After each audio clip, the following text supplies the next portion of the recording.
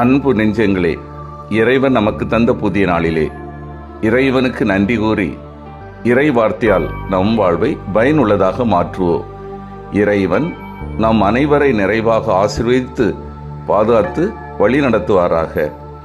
இன்றைய நற்செய்தி வாசக சிந்தனை: இயேசுவின் உண்மையான உறவினர். மத்தேயு நற்செய்தி நூல் பிரிவு 12, இறை சொற்றொடர்கள் 46 முதல் 50 முடிய.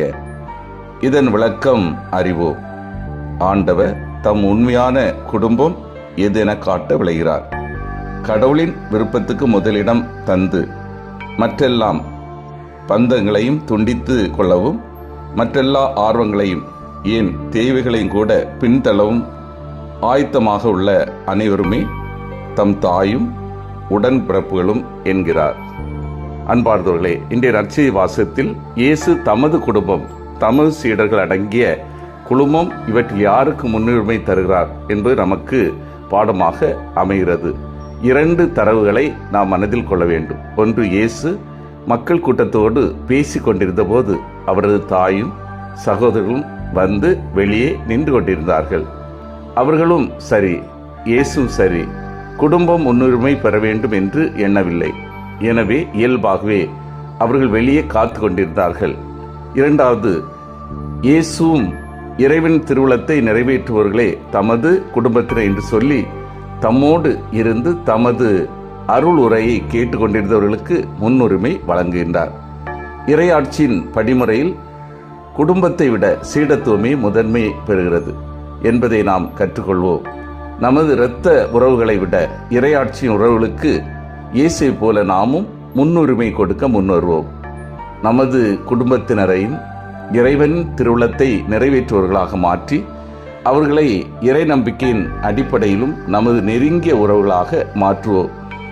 அன்னை மரியா இறைவன் அழைப்புக்கு ஏற்றவாறு இறை திருவுளத்தை உணர்ந்து ஆம் என்ற சம்மதம் கொடுக்கின்றார்.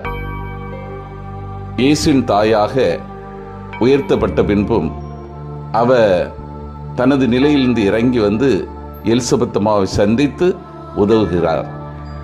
கானாவில் தண்ணீரை திராட்சரசமாக தனது மகன் மாற்றுவதற்கு தூண்டுதல் வழங்குகின்றார். இது எதை காட்டுகிறது? குடும்ப உறவை விட சகோதர உறவு, இறையாட்சி உறவு மேலானதாக. இயேசுவின் கல்வாரி பயணம் வரை அவர் இணைந்து செயல்படுகின்றார். தொடர்ந்து சீடர்களோடு உடனிருந்து ஜெபித்து சேவை செய்ய முன்மாதிரியாக சீடத்து நிலையில் வழிகாட்டுகின்றார். சிந்தித்து தியானித்து செயல்படுவோம்.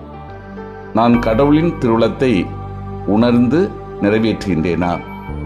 நான் ஒவ்வொரு நாளும் திறந்த மனதோடு வாழ்கின்றேனா? நான் இரத்த உறவை விட மனிதநேய உறவுக்கு முக்கியத்துவம் கொடுக்கின்றேனா? மன்றாடுவோமாக.